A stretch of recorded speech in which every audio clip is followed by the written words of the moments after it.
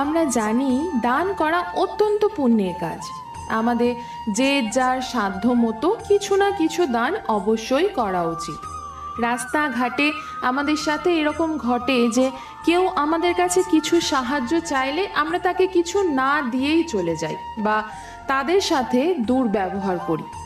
আবার অনেক সময় এরকমও হয় যে আমরা বুঝতে পারি এই ব্যক্তি মিথ্যা ভিক্ষুক সেজে ভিক্ষা চাইছে, সে কারণেও আমরা অনেক সময় ভিক্ষা দিই না বা সাহায্য করি না।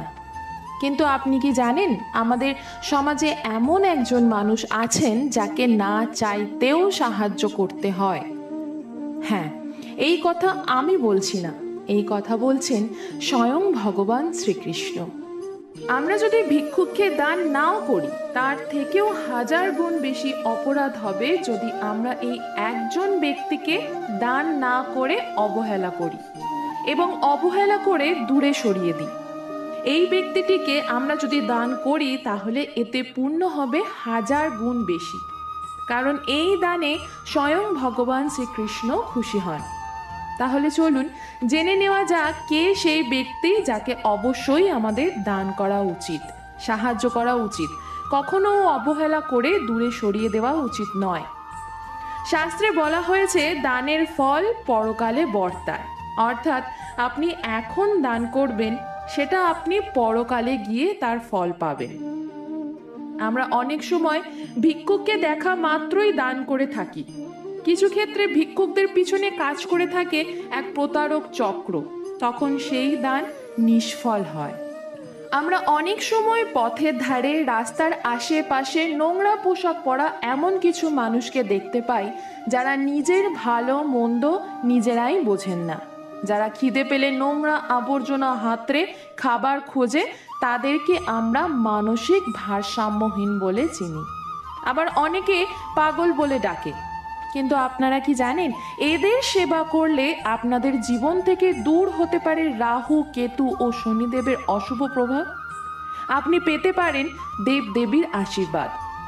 মানসিক ভারসাম্যহীন মানুষদের মন খুবই পবিত্র হয়, তাই এদের দান করলে আত্মকল্যাণ হয়। তাই আমাদের প্রত্যেকেরই উচিত মানসিক ভারসাম্যহীন কোনো মানুষকে দেখলে তাদেরকে সাহায্য করা। এতে শনিদেবের বক্র দৃষ্টির হাত থেকে মুক্তি মেলে।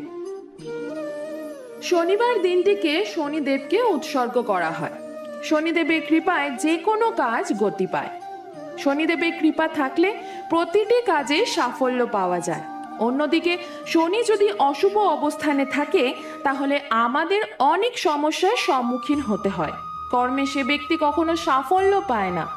জ্যোতিষশাস্ত্র অনুসারে শনিবার দিন অন্যান্য উপাচার পালন করার পাশাপাশি শনিদেবকে তুষ্ট করার জন্য প্রতি শনিবার এই দুটি কাজ অবশ্যই করুন, তাহলে শনিদেবের রোজ থেকে রক্ষা পাবেন। প্রথম, শনিবার কোনো অসহায়, দরিদ্র, ভারসাম্যহীন মানুষকে খাদ্য সামগ্রী দান করুন। এর ফলে শনিদেবের আশীর্বাদ লাভ হয়। শনিবার কোনো অভাবী, ভারসাম্যহীন মানুষকে বা কোনো ভিক্ষুককে কালো কাপড়, কালো কম্বল বা কোনো কালো জিনিস দান করুন। এতে শনিদেব তুষ্ট হন। শনিদেব সর্বদা তাদের ওপর প্রসন্ন থাকেন যারা এমন মানুষের সেবা করেন। আপনার জীবনে রাহু, কেতুর কোনো অশুভ অবস্থান থাকলে মানসিক ভারসাম্যহীন মানুষের সেবা করলে সেই সমস্যার সমাধান হবে। চন্দ্রজনিত দোষও কেটে যাবে।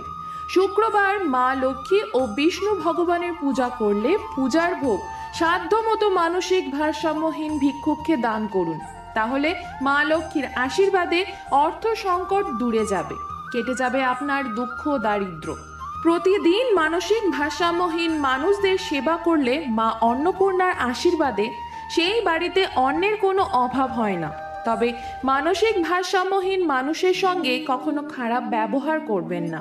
এতে আপনার জীবনে পড়তে পারে অশুভ প্রভাব, দেখা দিতে পারে অভাব, অনটন। শ্রীমদ্ ভগবদ গীতার 17 নম্বর অধ্যায়ে দান সম্পর্কে ভগবান শ্রীকৃষ্ণ বলেছেন, পুণ্য স্থানে, শুভ সময়ে, উপযুক্ত পাত্রে কোনো রকম ফলের আশা না করে কর্তব্য মনে করে যে দান করা হয় তাকে সাত্ত্বিক দান বলা হয়। অনিচ্ছা সত্ত্বে ফল লাভের উদ্দেশ্যে যে দান করা হয় তাকে রাজসিক দান বলা হয়। এবং সৎকার রহিত তিরস্কার পূর্বক অশুচি স্থানে অসময়ে কুপাত্রে যে দান করা হয় তাকে তামসিক দান বলে। এই 3 ধরনের দানের মধ্যে সাত্ত্বিক দান সব থেকে ভালো।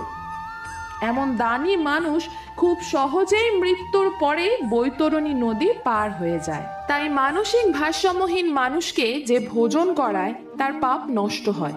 এছাড়াও দান সম্পর্কে বলা হয়েছে পাথর ও সোনাতে যার সমজ্ঞান, যিনি মানসিকভাবে দুর্বল, যার শোক নেই, নিন্দা প্রশংসায় যিনি উপেক্ষা প্রদর্শন করেন, উদাসীনের মতো যিনি প্রিয় ও অপ্রিয় জিনিসের পরিত্যাগ করেন, সেই মানুষকে দান করা গৃহস্থের একান্ত কর্তব্য। দান প্রসঙ্গে এই শ্লোকে মানসিকভাবে দুর্বল মানুষদের সেবা করার কথা বলা হয়েছে।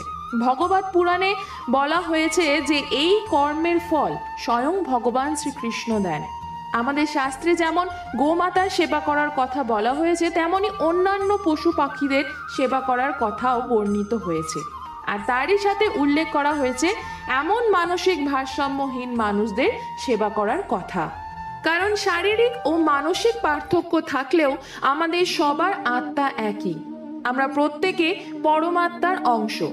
কিন্তু আমরা যদি এমন মানসিক ভারসাম্যহীন মানুষদের অবহেলা করি কিংবা দূরে সরিয়ে দিই, তাহলে এই কর্মফল আমাদের ভোগ করতেই হবে। তাই ভগবান শ্রীকৃষ্ণের নাম নিয়ে নিজেদের সাধ্য মতো সেবা করুন।